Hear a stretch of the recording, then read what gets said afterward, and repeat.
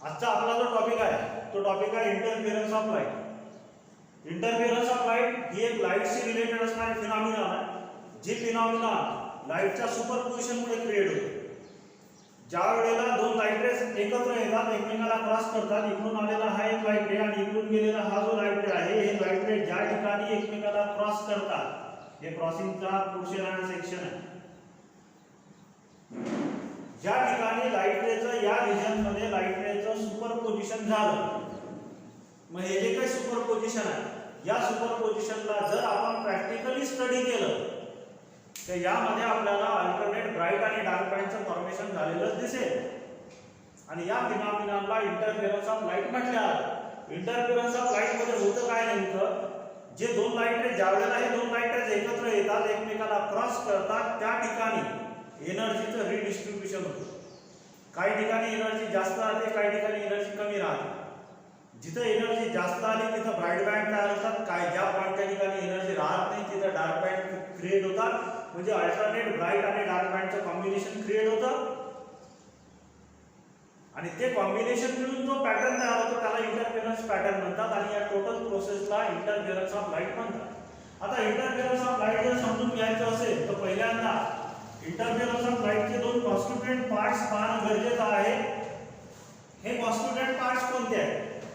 म्हणजे interference of light म्हटलं तर लाईटच्या इंटरफिरन्सचे दोन प्रकार असतात, कन्स्ट्रक्टिव्ह इंटरफिरन्स आणि डिस्ट्रक्टिव्ह इंटरफिरन्स. आता कन्स्ट्रक्टिव्ह इंटरफिरन्स म्हणजे काय आणि डिस्ट्रक्टिव्ह इंटरफिरन्स म्हणजे काय हे जर समजलं तर इंटरफिरन्स ऑफ लाईट म्हणजे काय ते समजून जाईल. मग आजचा आपला फर्स्ट टॉपिक आहे यामधला कन्स्ट्रक्टिव्ह इंटरफिरन्स.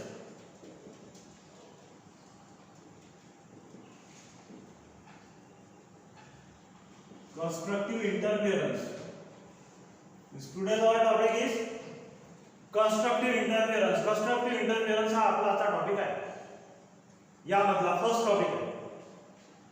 मग constructive interference मध्ये होतं काय? constructive interference मध्ये ब्राईट बँड फॉर्म होतात. आता ब्राईट बँड का फॉर्म होतात, कसे फॉर्म होतात, केव्हा फॉर्म होतात ते समजून घेऊ आपण पहिल्यांदा. ज्या वेळेला दोन लाईट वेव्हज ह्या सेम फेज मध्ये असतात, सारख्या फेज मध्ये असतात, when the two light waves are in same phase, ज्या वेळेला दोन लाईट वेव्हज या सेम फेज मध्ये असतात, फेज म्हणजे काय, पोझिशन प्लस डायरेक्शन. ज्या वेळेला वेव्हज अराइज होतील, ज्या वेळेला वेव्हज ज्या आहेत त्या एकत्र येतील, सुपरपोज होतील, त्यावेळेला त्यांचा फेज जर सारखा असला, म्हणजे दोन्ही वेव्ह वर जात असतील, क्रेस्ट मध्ये जात असतील, किंवा दोन्ही ड्रॉप मध्ये जात असतील, किंवा दोन्ही परत क्रेस्ट मध्ये जात असतील, किंवा ड्रॉप मध्ये जात असतील, म्हणजे सोबत सोबत जर वेव्हज व्हायब्रेट होत असतील तर लक्षात घ्या, म्हणजे ज्या वेळेला दोन्ही वेव्हज या सेम फेज मध्ये राहतील, म्हणजे त्यांच्या मधला फेज डिफरन्स 0 असेल, तेव्हा क्रेस्ट वर क्रेस्ट पडेल आणि ट्रफ वर ट्रफ पडणार.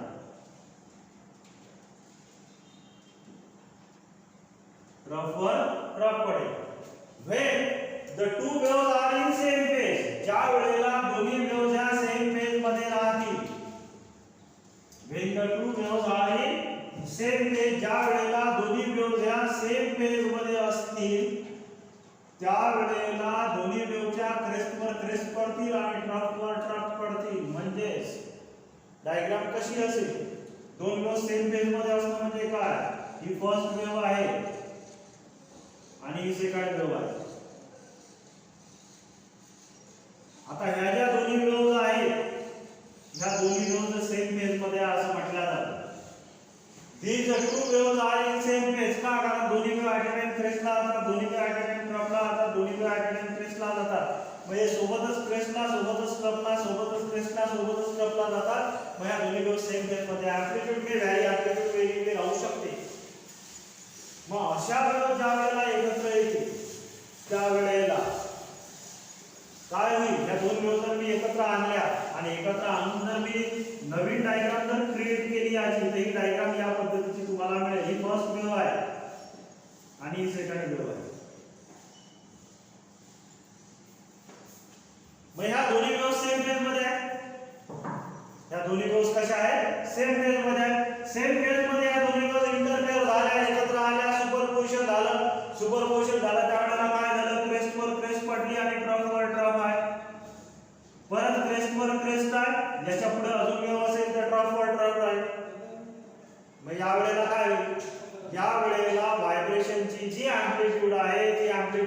मॅक्झिमम राहील या वेळेला ही जी रिझल्टंट वेव्ह तयार झालेली असेल that resultant wave has maximum amplitude म्हणजे नवीन जी वेव्ह जनरेट झालेली असेल का कारण जर पहिल्याची एम्प्लिट्यूड फर्स्ट वेव्हची एम्प्लिट्यूड A1 असेल दुसऱ्याची एम्प्लिट्यूड जर A2 असेल सेम फेज मध्ये असल्यामुळे रिझल्टंट एम्प्लिट्यूड काय असेल A1 A2 रिझल्टंट एम्प्लिट्यूडची ऍडिशन होईल कारण दोघांची डायरेक्शन सेम आहे इथला पार्टिकलला फर्स्ट वेव्ह वर नेते दुसरी वेव्ह सुद्धा वर नेते त्यामुळे दोघांची डायरेक्शन एक असल्यामुळे दोघांची ऍडिशन होईल मग ही रिझल्टंट एम्प्लिट्यूड A काय असेल तर that A will be A1 A2 म्हणजे दोन्ही कॉन्स्टिट्यूएंट ज्या वेव्हज आहेत त्या वेव्हच्या एम्प्लिट्यूडची ऍडिशन असेल म्हणजे आता रिझल्टंट वेव्हची जी एम्प्लिट्यूड आहे ती काय असेल मॅक्झिमम ऍडिशन झाले म्हणजे मॅक्झिमम नंबर तयार झाला एम्प्लिट्यूड मॅक्झिमम आहे म्हणजे इंटेन्सिटी मॅक्झिमम आहे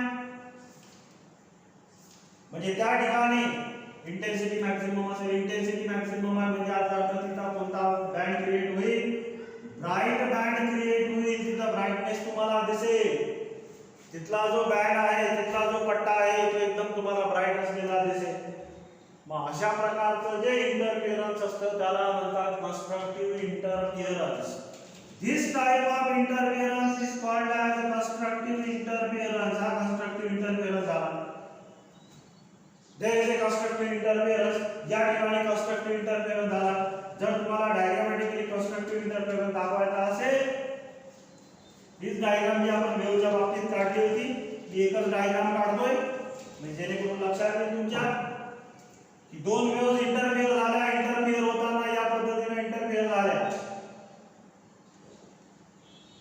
these two waves interfere with each other in this pattern ह्या दोन्ही वेव्हज कशा आहेत तर these two waves are in the same phase ह्या दोन्ही वेव्ह सेम फेज मध्ये आहेत सेम फेज मध्ये आता अर्थ काय क्रेस्ट वर क्रेस्ट आहे ट्रफ वर ट्रफ आहे क्रेस्ट वर क्रेस्ट आहे त्यामुळे काय होईल रिझल्टंट एम्प्लिट्यूड काय असेल तर दोघांच्या एम्प्लिट्यूडची काय असेल ऍडिशन म्हणजे नवीन जी वेव्ह तयार होईल त्या वेव्हची एम्प्लिट्यूड म्हणजे या दोघांची ऍडिशन असेल ऍडिशन का कारण डायरेक्शन सेम आहे म्हणजे एम्प्लिट्यूड मॅक्झिमम आहे रिझल्टंट वेव्हची एम्प्लिट्यूड मॅक्झिमम म्हणजे इंटेन्सिटी मॅक्झिमम आहे म्हणजे लाईटची इंटेन्सिटी जास्त असेल लाईटची इंटेन्सिटी जास्त आहे म्हणजे आता तिथे ब्राइट बँड क्रिएट झाला ब्राइट बँड जर क्रिएट झाला तसंच type of interference is called as constructive interference याला कन्स्ट्रक्टिव्ह इंटरफिअरन्स म्हणतात कन्स्ट्रक्टिव्ह म्हणजे रचनात्मक चांगलं काम झालं दोन वेव्हज एकत्र आल्या दोघांनी मिळून वाढवली व्हॅल्यू दोघांनी एकमेकाला सपोर्ट केला असिस्ट करून व्हॅल्यू वाढवली एम्प्लिट्यूड मॅक्झिमम केली इंटेन्सिटी मॅक्झिमम केली एनर्जी वाढवली चांगलं काम केलं म्हणून कन्स्ट्रक्टिव्ह इंटरफिअरन्स आता याच्या ऑपोजिट इंटरफिअरन्स आहे ज्याला म्हणतात डिस्ट्रक्टिव्ह इंटरफिअरन्स मग आता सेकंड टॉपिक आहे आपला डिस्ट्रक्टिव्ह इंटरफिअरन्स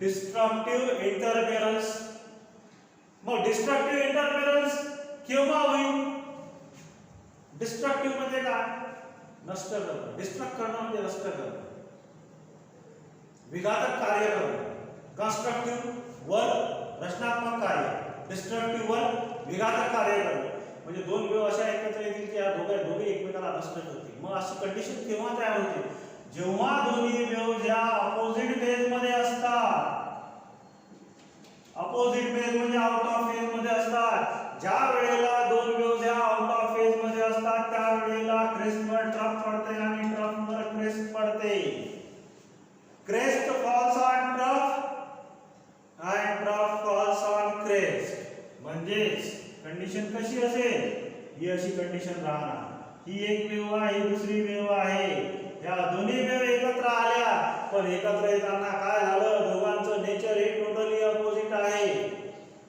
ज्या वेळेला पहिली वेव्ह क्रेस्ट फॉर्म करते त्या वेळेला दुसरी वेव्ह ट्रफ फॉर्म करेल ज्या वेळेला पहिली वेव्ह ट्रफ वर जाईल त्या वेळेला दुसरी वेव्ह ही क्रेस्ट वर जाईल that means in this case the crest falls on trough and the trough falls on crest. These two waves are said to be in the opposite phase. Opposite phase का? कारण direction totally opposite आहे. या केस मध्ये resultant amplitude काय असेल? पहिल्याची amplitude जर A1 असेल दुसऱ्याची एम्प्लिट्यूड जर A2 असेल तर रिझल्टंट एम्प्लिट्यूड असेल A1 A2 चा सबट्रॅक्शन होईल का, कारण डायरेक्शन अपोजिट आहे.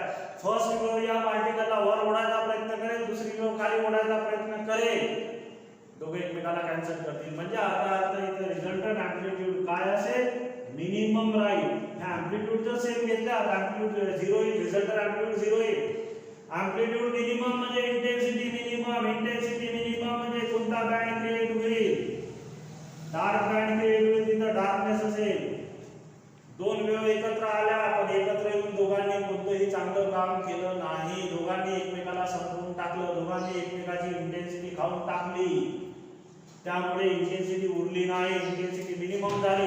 म्हणजे तिथं डार्क बँड तयार झाला, डार्क बँड तयार झाला म्हणजे त्या टाइपच्या इंटरफेरन्सला आपण काय म्हणतो, such a type of interference is called as destructive interference. याला म्हणतात डिस्ट्रक्टिव्ह इंटरफेरन्स. हा झाला डिस्ट्रक्टिव्ह इंटरफेरन्स. डिस्ट्रक्टिव्ह म्हणजे विघातक कार्य झालं, दोन वेळ एकत्र आल्या पण वाढवलं काहीच नाही, कमीच केलं, त्यामुळे हा डिस्ट्रक्टिव्ह इंटरफेरन्स आहे. हा झाला कन्स्ट्रक्टिव्ह इंटरफेरन्स, हा झाला डिस्ट्रक्टिव्ह इंटरफेरन्स. यांचे एक्सप्लेनेशन जर तुम्हाला म्हटलं write note on constructive interference, काय हे जे मी सांगितलं ते वर्डिंग मध्ये लिहायचं. When the two waves are in same phase, then crest falls on crest, trough falls on trough. In this case, the amplitude is maximum. Therefore, intensity is maximum because intensity is directly proportional to square of amplitude. हे काय आहे, कारण intensity ही amplitudeच्या square ला directly proportional असते. जर amplitude maximum आहे तर intensity maximum. Intensity is maximum, that means the bright band is created. And such type of interference is called as constructive interference. मग काय होते का? When the two waves are in same phase, then crest falls on crest, trough falls on trough. In this case, amplitude is maximum, that is intensity is maximum. Bracket मध्ये result टाकायचा since I is directly proportional to S. Bright band is created. Such type of interference is called as constructive interference. आता आहे destructive interference. मग destructive interference मध्ये काय condition सांगतील आपल्याला? जेव्हा दोन वेव्हज या अपोजिट फेज मध्ये असतात, when the two waves are in opposite phase, then crest falls on trough and trough falls on crest. crest he trough वर पडते आणि trough ही crest वर पडते. Hence the amplitude is minimum, intensity is minimum because I is directly proportional to A square. The dark band is created. Such type of interference is called as destructive interference. या टाइपच्या इंटरफेरन्सला destructive interference म्हटल्या जातं.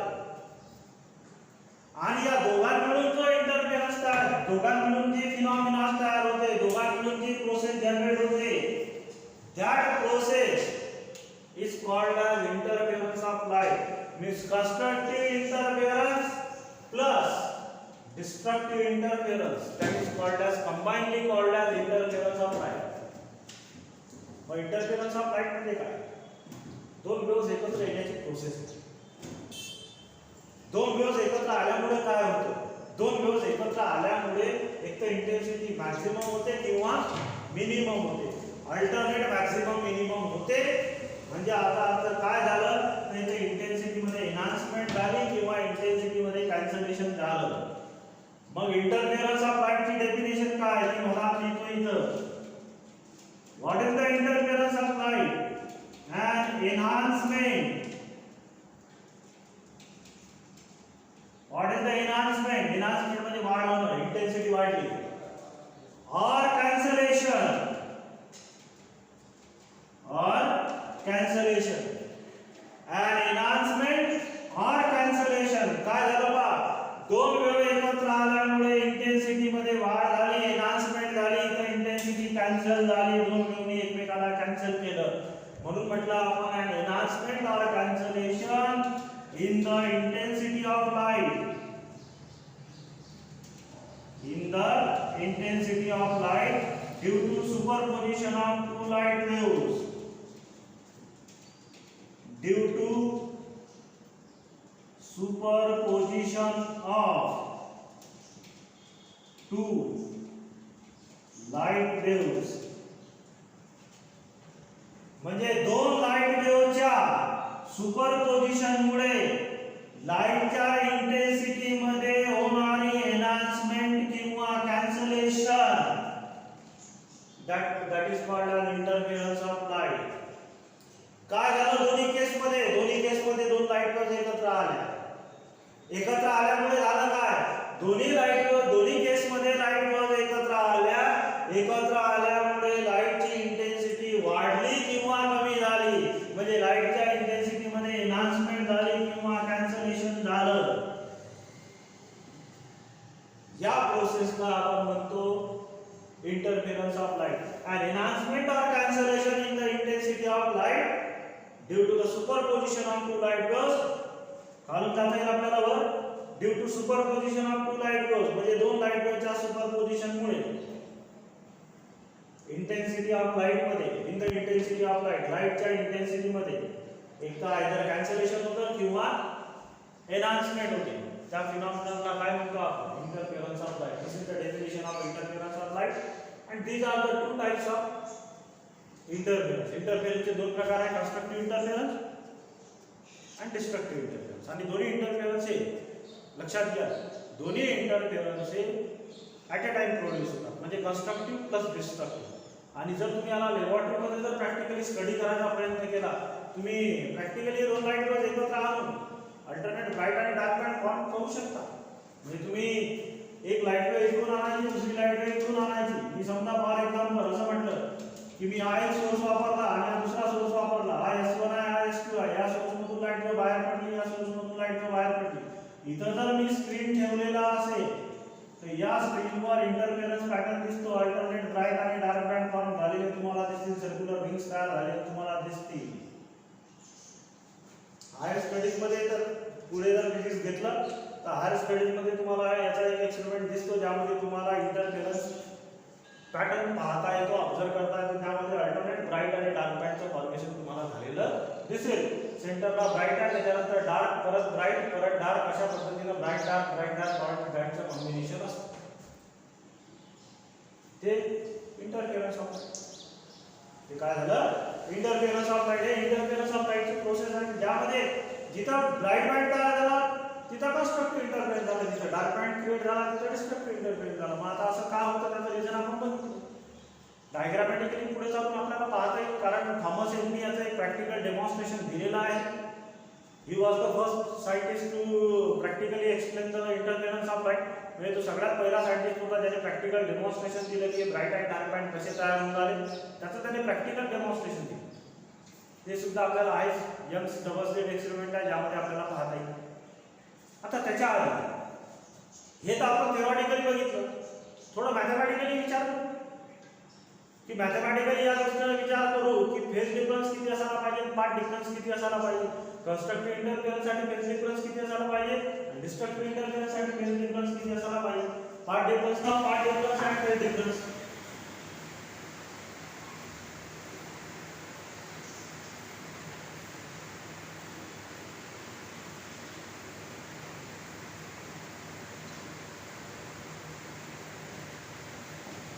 आता सगळ्यात पहिलं part difference आणि phase difference म्हणजे काय झालेलं आहे ऑलरेडी, पण ते आपल्याला आठवत नाही, त्यामुळे ते सांगावंच लागेल थोडंसं आधी पार्ट डिफरन्स काय, फेज डिफरन्स काय. आता आपण वेव्हचं जे स्ट्रक्चर आहे त्या वेव्हच्या स्ट्रक्चरनुसार थोडंसं एक्झाम्पल देतो मी तुम्हाला या ठिकाणी की वेव्हचे जे स्ट्रक्चर आहे त्या स्ट्रक्चरनुसार इथला जो पाथ असतो तो 0 असतो, फेजही 0 असतो. एक वेव्ह कंप्लीट झाली म्हणजे त्यांनी कापलेला अंतर म्हणजे लॅम्बडा. एका वेव्हची लेंथ त्याला म्हणतो आपण वेव्ह लेंथ, जी वेव्ह लेंथ लॅम्बडाने इंडिकेट करतो.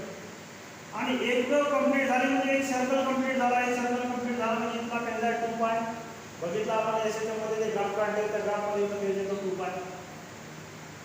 जर हे लॅम्बडा, हे डिस्टन्स लॅम्बडा असेल तर अर्धी वेव्ह जी असेल त्याचं असेल लॅम्बडा बाय 2. हे जर 2 पाय असेल तर इथं असेल पाय. आता इथं लॅम्बडा बाय 2, लॅम्बडा इथे 3 लॅम्बडा बाय 2. इथं पाय 2 पाय, इथे 3 पाय, इथे 4 पाय. आणि जर वेव्हलेंथचा विचार जर केला तर 1 lambda by 2, 2 lambda by 2, 3 lambda by 2, it will be the 4 lambda by 2. 4 lambda by 2 म्हणजे 2 लॅम्बडा. दोन वेव्ह कंप्लीट झाल्या असेल. आता ह्या ज्या वर व्हॅल्यू लिहिल्या मी, ह्या वर व्हॅल्यू आहेत 5. 5 म्हणजे रस्ता, रस्ता म्हणजे अंतर, अंतर.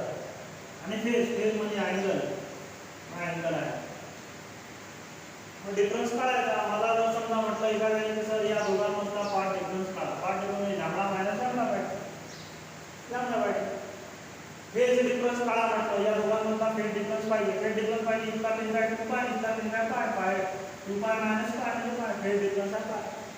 फेज मधला डिफरन्स हे प्रत्येक पॉईंटच्या ठिकाणचे फेज झाले आणि प्रत्येक पॉईंटच्या ठिकाणचे पाथ झाले आणि त्यातला डिफरन्स म्हणजे फरक घ्यायचा.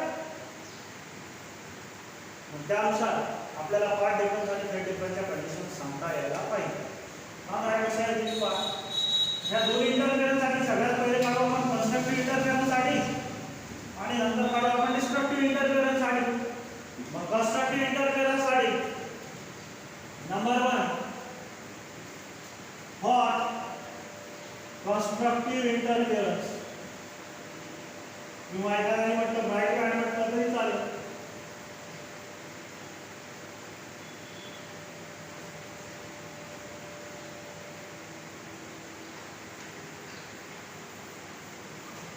कंस्ट्रक्टिव्ह इंटरफेरन्स कंस्ट्रक्टिव्ह इंटरफेरन्स साठी पार्ट डिफरन्सची कंडिशन काय आणि फेज डिफरन्सची कंडिशन काय. मी पहिल्यांदा लिहितो पार्ट डिफरन्स इथं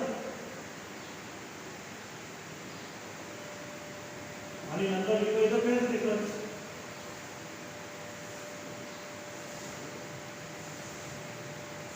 आता सगळ्यात पहिले हे बघा कंस्ट्रक्टिव्ह इंटरफेरन्स आहे. कंस्ट्रक्टिव्ह इंटरफेरन्स म्हणजे काय लागेल क्रेस्टवर क्रेस्ट लागेल ट्रफवर ट्रफ लागेल. मग मी फर्स्ट डायग्राम काढतो. फर्स्ट डायग्राम जर मी काढली तर या पद्धतीने मला इंडिकेट करता येईल. आपल्या क्रायटेरियानुसार दोन्ही वेव्ह कुठून सुरू झाले 0 पासून. 0 पासून सुरू झाल्या क्रेस्टवर क्रेस्ट ट्रफवर ट्रफ आहे का क्रेस्टवर क्रेस्ट आहे ट्रफवर ट्रफ आहे. ही कंडिशन सॅटिस्फाय झाली म्हणजे कंस्ट्रक्टिव्ह इंटरफेरन्स आहे. मग दोघांमधला पाथ मधला फरक किती 0 फेज मधला फरक किती 0 कारण दोन्ही वेव्ह सोबत सुरू झाल्या. Now second condition second diagram काढतो. सेकंड डायग्राम जर काढली तर या पद्धतीने मला डायग्राम काढता येईल. इथं कंस्ट्रक्टिव्ह इंटरफेरन्स आहे का आहे का कारण कंस्ट्रक्टिव्ह इंटरफेरन्स साठी कंडिशन आहे सॅटिस्फाय होते का पहा आहे. क्रेस्टवर क्रेस्ट आहे ट्रफवर ट्रफ आहे क्रेस्टवर क्रेस्ट आहे ट्रफवर ट्रफ आहे. इथे ही कंडिशन सॅटिस्फाय झाली म्हणजे इथं कंस्ट्रक्टिव्ह इंटरफेरन्स तू म्हणाल सर आधी काय झालं आधीच नाही थोड्याशा अंतरावर ब्राइट बँड क्रिएट होईल. हा ब्राइट बँड एकदम सेंटरला क्रिएट होईल. हा ब्राइट बँड पुढे लॅम्बडा एवढ्या डिस्टन्सवर क्रिएट होईल. लॅम्बडा एवढा कारण इंटरफेरन्स पॅटर्नमध्ये एकच ब्राइट बँड नाही तयार होत. नंबर ऑफ ब्राइट बँड तयार होतात 100 ब्राइट बँड 100 डार्क बँड. मग हे ब्राइट बँडची संख्या जर जास्त आहे तर पहिला ब्राइट बँड सेंटरला आहे पुढचा ब्राइट बँड अजून थोड्या डिस्टन्सवर अजून पुढच्या डिस्टन्सवर पुढचा ब्राइट बँड अजून पुढच्या डिस्टन्सवर पुढचा ब्राइट बँड म्हणजे पुढच्या डिस्टन्स वाला ब्राइट बँड काय झाला. आता याच्यात पार्ट डिफरन्स कसा काढता येईल. ही वेव्ह कुठून स्टार्ट झाली 0 पासून पहिली वेव्ह. दुसरी ही जी वेव्ह आहे ही वेव्ह कुठून स्टार्ट झाली लॅम्बडापासून. लॅम्बडा कसं डिस्टन्स झालं मगाशी मी डायग्राम काढली त्याच्यावर कारण एक वेव्ह कंप्लीट झाली म्हणजे इथपर्यंत लॅम्बडा पण फेज किती आहे एक वेव्ह कंप्लीट झाली म्हणजे एक सर्कल कंप्लीट झालं म्हणजे 2 पाय. मग दोन्ही वेव्ह मधला हे पाथ डिफरन्स किती आहे पहिल्यांदा या वेव्हचा पाथ किती आहे 0 या वेव्हचा पाथ किती आहे लॅम्बडा. मग डिफरन्स किती आहे लॅम्बडा मायनस 0 म्हणजे लॅम्बडा. फेजही पाथ या वेव्हचा फेज किती आहे 2 पाय या वेव्हचा फेज किती आहे 0 मग फेज डिफरन्स किती आहे 2 पाय मायनस 0 दॅट इज 2 पाय. पुढे अजून एक डायग्राम काढतो. या डायग्राम मी कोणत्या बुक मध्ये मिळणार नाही तुम्हाला एक लक्षात घ्या. तुम्हाला कोणत्याही बुक मध्ये या डायग्राम मिळणार नाही. तुम्हाला हेच म्हटलं या अशा कंडिशन आहे त्या लक्षात ठेवा. पण मी त्या कंडिशन कशा आल्या ते समजून सांगतो. पुढची काय सांगतो तुम्हाला आपण पार्ट डिफरन्स फेज डिफरन्सच्या अनुसार कंडिशन मध्ये बसेल का पहा. कंस्ट्रक्टिव्ह इंटरफेरन्स आहे का आहे ही कंडिशन सॅटिस्फाय होते. कशी सॅटिस्फाय होते क्रेस्टवर क्रेस्ट आहे ट्रफवर ट्रफ आहे क्रेस्टवर क्रेस्ट आहे म्हणजे आता इथं राईट बँड क्रिएट होईल थोड्याशा जास्त डिस्टन्सवर क्रिएट होईल. आता पहिला सेंटरला तयार झाला पुढे थोड्याशा डिस्टन्सवर तयार झाला पुढचा अजून डिस्टन्स वाढलं पुढे अजून राईट बँड क्रिएट झाला. मग राईट बँड क्रिएट होताना पार्ट डिफरन्स किती फेज डिफरन्स किती पहिल्या वेव्हचा पाथ आहे 0 फेजही आहे 0 त्यात काही अडचण नाही. दुसरी वेव्ह इथून स्टार्ट झाली मग यानंतर किती 2 वेव्ह तयार झाला 1 आणि 2 2 वेव्ह म्हणजे 2 लॅम्बडा आणि 1 वेव्ह म्हणजे 2 पाय 2 वेव्ह म्हणजे 4 पाय. मग पार्ट डिफरन्स किती पार्ट डिफरन्स आहे 2 लॅम्बडा मायनस 0 म्हणजे 2 लॅम्बडा. आणि फेज डिफरन्स काय आहे फेज डिफरन्स आहे 4 पाय मायनस 0 म्हणजे 4 पाय 4 पाय मायनस 0 2 लॅम्बडा मायनस 0. आता पुढे डायग्राम काढायची गरजच नाही. कारण आता लॉजिक लावायला आणि लॉजिक लावून पुढचं तर तुम्ही मला सांगू शकता त्यात केलं तर येणार नाही तुम्हाला पहा पहिला जर आला 0 दुसरा आला 1 लॅम्बडा दुसरा आला 2 lambda 0 lambda 1 lambda 2 lambda 3 lambda 4 lambda and so on मग तसं इथं काय आहे इथं एक 0 2 पाय 4 पाय 0 पाय 2 पाय 4 पाय यात ऑड नंबर सॉरी यात ऑड नंबर नाही इथं ऑड नंबर आहे इंटिग्रल नंबर आहे सगळे इथं ऑड नंबर नाही आहे इथे इवन नंबर आहे 0 2 4 पुढे काय येईल 6 पुढे काय येईल 8 पुढे काय येईल 10 अँड सो ऑन मग जर मी याला लिहायचा प्रयत्न केला तर मला असं लक्षात येईल की प्रत्येकामध्ये पाय कॉमन आहे प्रत्येकामध्ये पाय काय आहे कॉमन आणि त्याला मल्टिप्लाय मध्ये 0 आहे 2 आहे 4 आहे 6 आहे 8 आहे म्हणजे कोणता नंबर आहे इवन नंबर आहे कोणता नंबर आहे इवन नंबर आहे म्हणजे ज्या वेळेला फेज डिफरन्स हा इवन मल्टिपल ऑफ पाय असेल त्यावेळेला कन्स्ट्रक्टिव्ह इंटरफेरन्स होईल इवन मल्टिपल ऑफ पाय पाय आहे प्रत्येकाच्या त्यामुळे इवन मल्टिपल आहे 0 2 4 6 8 इवन मल्टिपल ऑफ पाय इथे तसंच मला आणता येईल फक्त मी थोडंसं कंडिशन चेंज करतो इथं इंटिग्रल मल्टिपल ऑफ लॅम्बडा लिहिता येईल मला it is a integral 0 1 2 3 4 5 these are the integral number पण याच्यासारखी कंडिशन बसवायची आहे म्हणून मी काय करतो तुम्ही मल्टिप्लाय करतो डिवाइड करतो मला याला असं लिहिता येईल 0 2 लॅम्बडा बाय 2 याला लिहिता येईल 4 लॅम्बडा बाय 2 याला लिहिता येईल 6 लॅम्बडा बाय 2 याला लिहिता येईल 8 लॅम्बडा बाय 2 समजलं का पहा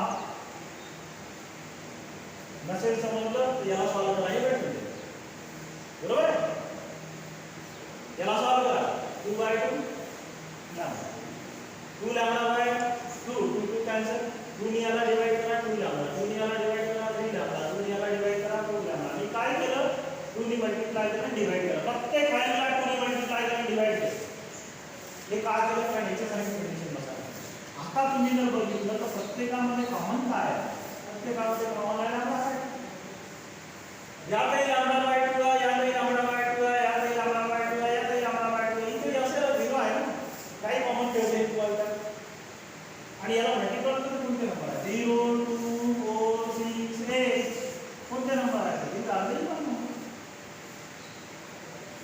आणि इवन नंबर कशाने दर्शवतो आपण ते even is always indicated twice आहे